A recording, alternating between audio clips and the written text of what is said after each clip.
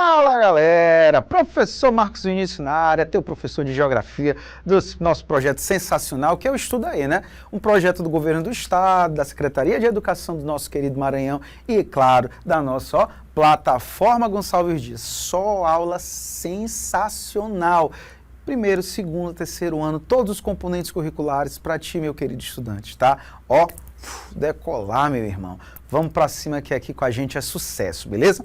E hoje a gente vai dar continuidade, tá certo, ao assunto de cartografia, especificamente as projeções cartográficas, mas agora a gente vai falar sobre um assunto bacana, sobre as projeções e as ideologias inseridas nela, tá? A gente já falou que uma das funções da cartografia, além de localizar, se deslocar, é também defender ideias. E muitos desses mapas que a gente vai observar hoje, eles são configurados dentro de uma perspectiva ideológica. Quer ver um exemplo? Imagina aí na tua cabeça um mapa mundi, tá? Eu tenho certeza que o mapa mundi que tu imaginou vai estar com o Brasil, por exemplo, aqui no canto, vai estar, por exemplo, com a Europa no centro, ao alto, vai estar, por exemplo, com a Oceania no canto oposto, tá? Não é por acaso, gente. São os mapas convencionados. Agora, será que essa localização que a gente está costumeiramente vendo nos livros didáticos ao longo da nossa história é por acaso? A gente sabe que não é. A gente sabe que é proposital e isso tem interesses econômicos, políticos e, claro, obviamente, de poder. Beleza? Então, vem comigo que essa é uma aula sensacional. Vamos que vamos! Então, vamos começar falando, relembrando, né, o que são projeções cartográficas. A gente já teve a primeira aula sobre os tipos, né, projeção cilíndrica, cônica, né, plano, azimutal. Projeções nada mais são do que, devido aos variados tipos e modelos, né, muitos geógrafos e cartógrafos vão buscar e representar o nosso planeta, tá certo? E a gente sabe, como o nosso planeta ele é uma esfera, nós não conseguimos fazer mapas 100% fiéis. E o resultado disso é que haverá deformações. E o objetivo das projeções cartográficas é justamente buscar elaborar mapas, né, do nosso planeta de maneira mais próxima possível da realidade. Não esqueça, meu estudante, olha aqui para mim, ó. Não existem mapas 100% fiéis, totalmente reais. E tem muita prova que coloca isso bem aí como a famosa pegadinha. Mapa tal, projeção tal tem uma representação 100% fiel. Nunca, tá, gente? Não existem mapas 100% fiéis. Eles buscam se aproximar da realidade. E a projeção cartográfica são técnicas relativas a isso, tá bom? Então, vamos evoluir em relação a essa conceituação. Isso aqui é bem simples, né? Importante frisar, gente, e aí deixando muito claro, né? Repetindo, tá?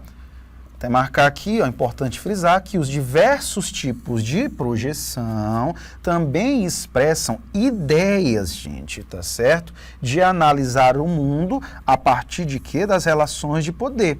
Então, os mapas, eles são ferramentas ideológicas que têm por objetivo expressar visões de poder de determinados grupos sobre outros. E eu vou mostrar isso aqui para ti na prática, tá certo? Então, vamos evoluir. Vamos lá. Marcos, quais são as projeções cartográficas e os principais modelos que a gente vai falar? Vou falar de 3 tipos de projeções, tá certo? E modelos ideológicos. A famosíssima projeção de Mercator, de Gerhard-Mercator, tá certo? A projeção de Gauss-Peters e, por fim, a projeção afilática de Robinson. Tá certo? São 3 tipos de projeções ideológicas, cada uma com uma forma de representar o nosso mundo. Belezinha? Muita atenção nisso. Então, vamos começar a primeira projeção de Mercator, que eu já logo começo dizendo. Essa projeção, ela é o que nós chamamos de uma projeção eurocêntrica. Tá? Como assim, Marcos? Você vai já entender. Vamos para a imagem. Gente, analisem o mapa mundi. Dá uma olhada, certo? Pode até deixar só a imagem do mapa. Isso, tá bom? Presta atenção no tamanho dos continentes, tamanho dos países, tá? Dá uma olhadinha, por exemplo, no tamanho, tá, da África. Ó, vou marcar aqui, ó, continente africano, por exemplo, bem aqui. Dá uma olhadinha, por exemplo, no tamanho da Groenlândia, tá bom? Olha o tamanho do Brasil, por exemplo. Presta atenção, dá uma analisada. Vou até apagar para facilitar essa análise. Beleza. Vamos para o próximo tipo de projeção, só para eu te mostrar, para tu fazer a comparação. Olha a outra projeção de Gauss-Peters.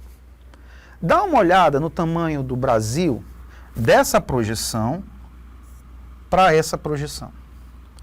Eu chamo muita atenção, dá uma olhada para o tamanho da Groenlândia nessa projeção para o tamanho da Groenlândia nessa projeção. São do mesmo tamanho? Já deve estar me dizendo, Marcos, não é do mesmo tamanho, essa aqui a área é maior. Essa aqui, por exemplo, o Brasil é menor. Na outra projeção, o Brasil, ele é maior. Olha o continente africano, nessa projeção, olha o tamanho dele. Nessa próxima projeção, ele parece mais achatado, né? Veja, por exemplo, a Europa. A Europa, nesse mapa, ele está bem centralizado no centro, em um tamanho, né, considerável. Quando a gente vem olhar para o próximo, a Europa já vai estar em um tamanho menor se comparado ao continente africano. Isso é por acaso, Marcos? Não, gente, tá? A projeção de Mercator é considerada uma projeção eurocêntrica. Por quê, Marcos? Porque Mercator, gente, propositalmente vai deformar esse mapa. Como é que ele vai deformar esse mapa? Ele vai fazer algumas regiões maiores do que outras, gente, tá? De cunho proposital, tentando evidenciar uma relação de força e de poder. Que regiões, Marcos, são deformadas para maior tamanho? Principalmente a região do hemisfério norte, deixa eu marcar bem aqui, tá certo? E principalmente a Europa. Por isso que eu disse para vocês que esse mapa ele é considerado um mapa eurocêntrico. Por quê? Porque ele coloca a Europa no centro. Relação de força, gente, tá? Muita atenção. Mercator, propositalmente, ele faz aqui a Europa, né, com proporção maior e numa área central vai representar a força desse continente em relação às outras partes do mundo. Por isso que esse mapa ele é considerado uma visão eurocêntrica. Um outro ponto importante de Mercator, propositalmente, ele faz o hemisfério norte maior do que o hemisfério sul, gente, tá? Esse mapa, ele foi um mapa muito convencionado, principalmente dos períodos das grandes navegações, gente, tá? Deixa eu escrever essa navegação bonitinha aqui, né? Período das grandes botei aqui, navegações, tá bom? Então, muita atenção à projeção de Mercator, tá? É uma projeção cilíndrica, gente, tá? Tanto a de Mercator quanto a de Peters, quanto a de Robson, são projeções cilíndricas, tá? Que vão buscar representar o nosso planeta como um todo, e nesse caso o Mercator ele dá uma ênfase principalmente para o hemisfério norte em relação ao hemisfério sul. A ideia é representar uma ideia de força sobre essa região, principalmente a Europa, sobre as outras partes do mundo. Belezinha? Vamos evoluir, vamos para o próximo. Projeção de Gauss-Peters. Essa projeção, gente, ela é popularmente chamada de projeção para um mundo mais solidário, tá? Gauss-Peters, gente, tá? Propositalmente vai buscar representar os continentes de uma maneira mais próxima do seu tamanho real. E é por isso que você vai perceber que nesse contexto a Europa, ela vai diminuir de tamanho. Deixa eu marcar aqui para ti, tá? A Europa, ela diminui, por exemplo, de tamanho, né? Ela faz ficar no seu tamanho mais real, e algumas áreas vão se destacar em tamanho, como, por exemplo, o continente africano. O objetivo, gente, de Gauss-Peters a representar o mapa mundi dessa forma é mostrar que não existem hemisférios mais importantes do que outros. Ambos os hemisférios, tanto o hemisfério norte quanto o hemisfério sul, têm importância no aspecto da economia, no aspecto da política, no aspecto da cultura. É por isso que esse mapa, gente, ele é considerado um mapa, uma projeção para um mundo mais solidário, gente, tá? É o que nós chamamos de projeção equivalente de Gauss-Peters. Ele busca fazer as regiões em um seu tamanho mais próximo da realidade, tá certo? Evidenciando, claro, acaba dando maior ênfase para quem? Para o hemisfério sul, tá certo? Buscando evidenciar esta importância de ambos os hemisférios. Por isso, repito, projeção para um mundo mais justo, tá? E não esqueça, também é uma projeção cilíndrica, beleza? Projeção cilíndrica de Gauss-Peters. Vamos para a próxima. Para a gente aqui fechar essa parte teórica, a chamada projeção de Robinson, tá?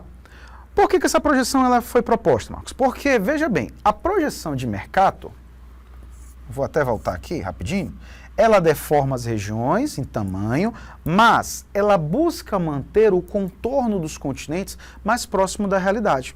Quando você vai olhar mais de perto, você vai perceber que os contornos na projeção de Mercator, eles são mais bem feitos, tá?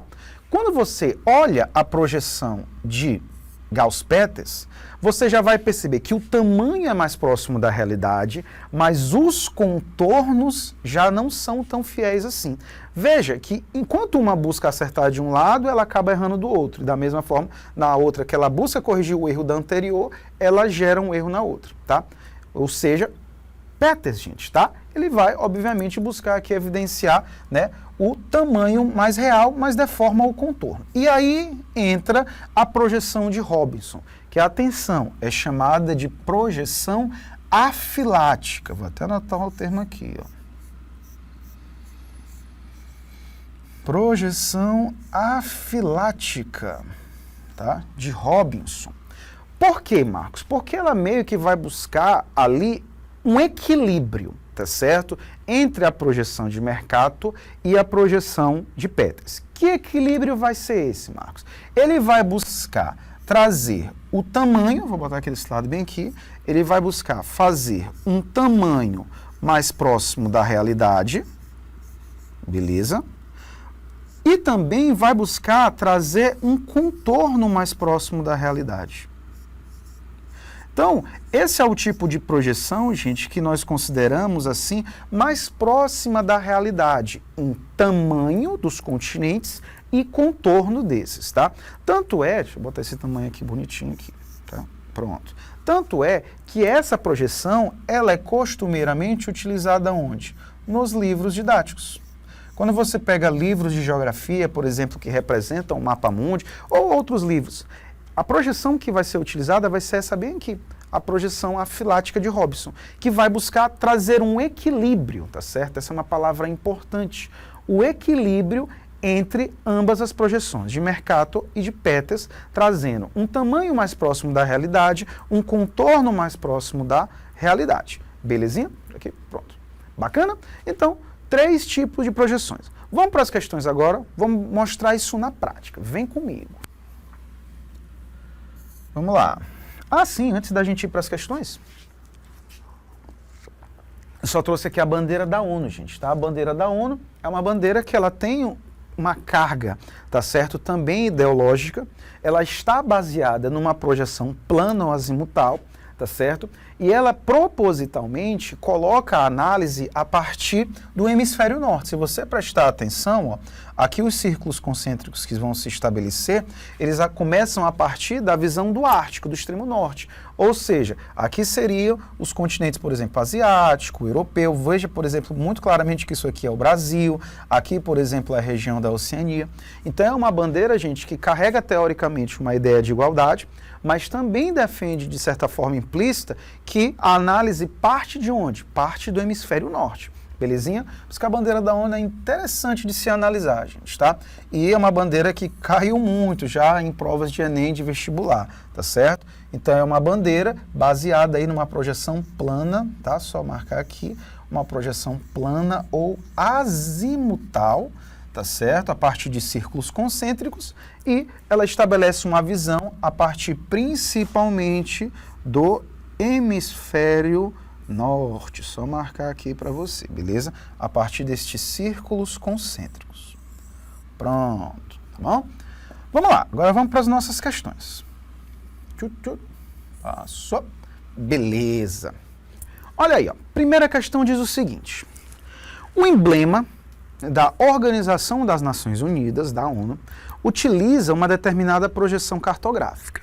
O emprego dessa projeção está ligada à ideia de representação de todos os países membros da ONU, de uma forma mais igualitária. Desse modo, a projeção utilizada como símbolo da ONU foi que tipo? A gente acabou de falar, né, gente?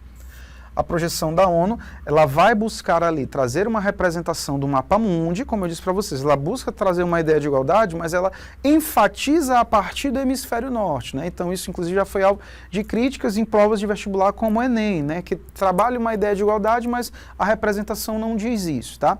E como eu disse para vocês, o tipo de projeção que ela vai ser utilizada é a projeção plana ou azimutal. Então o nosso gabarito aqui, ó, é a letra B logo de cara. Vou logo marcar aqui com vocês, tá? Projeção plana e azimutal, que vai representar áreas a partir de círculos concêntricos. É interessante que a projeção plana azimutal, até relembrando a área das projeções e os tipos, ela pode representar qualquer área do planeta, mas ela é focada principalmente em representar as áreas de alta latitude, tá certo? E ela estabelece a análise a partir de círculos concêntricos. Quanto mais próximo do círculo, mais próximo da realidade, e quanto mais se distancia do círculo, maiores serão as deformações. Belezinha? Então, nosso gabarito aqui, letra B, tranquilo, né? Projeção cônica representa áreas de média latitude, triangular e retangular não existem, e a cilíndrica vai buscar representar áreas de baixa latitude e é muito utilizada para representar o mapa mundi. Beleza? Vamos para a próxima questão. Vamos lá. Então, letra B fácil, né? Segunda questão. Diz o seguinte, ó, a coluna da esquerda, abaixo, apresenta um nome de duas das principais projeções cartográficas. E a da direita, características relacionadas a uma e a outra dessas projeções. Associa adequadamente a coluna da direita e da esquerda. Então, vamos olhar aqui.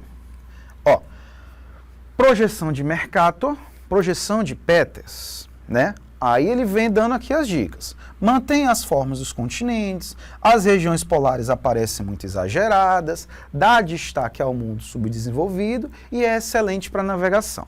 Para a gente responder essa questão, vamos brincar aqui com as cores. Eu vou colocar a projeção de Peters de azul e vou colocar a projeção de Mercator de vermelho com M. Então vamos lá.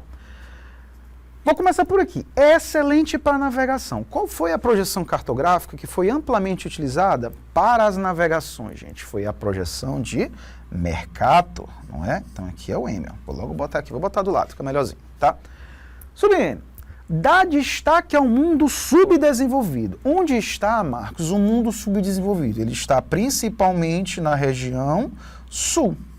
E quem é que vai dar destaque para o hemisfério sul? É a projeção de Peters. Então, eu tenho a segunda aqui, o pezinho, tá? Próxima. As regiões polares aparecem muito exageradas, muito grandes. Quem é que distorce as áreas polares, gente, tá? É a projeção de quem? Projeção de Mercator, tá certo? E mantém a forma dos continentes, mantém o contorno deles. Quem mantém essa forma, esse contorno, tá certo? É a projeção de Peters. Então vamos lá. Vamos para o nosso agora gabarito, tá certo? Ó. Show. Tá? Então, a alternativa correta aqui, ó, 1, 2, 1, tá certo? Melhor dizendo, tá? Só fazendo a correçãozinha bem aqui. Aqui é Mercator, gente, tá bom? Opa. Churururu. Oh. Aqui, tá? Fazendo só a correção. Aqui é Mercator, gente. Vou pegar de vermelho, tá bom? Mantém a forma, ele tá dizendo forma aqui relativo a tamanho, gente, tá bom? Vou botar de vermelho, né? Eu marquei vermelho. Tá aqui, vermelho, aqui é Mercator, gente, tá certo? Que ele fala de forma, ele tá falando de, tá certo, ali contorno. Então, gabarito, vamos para cá, gabarito é a nossa letra B. Belezinha?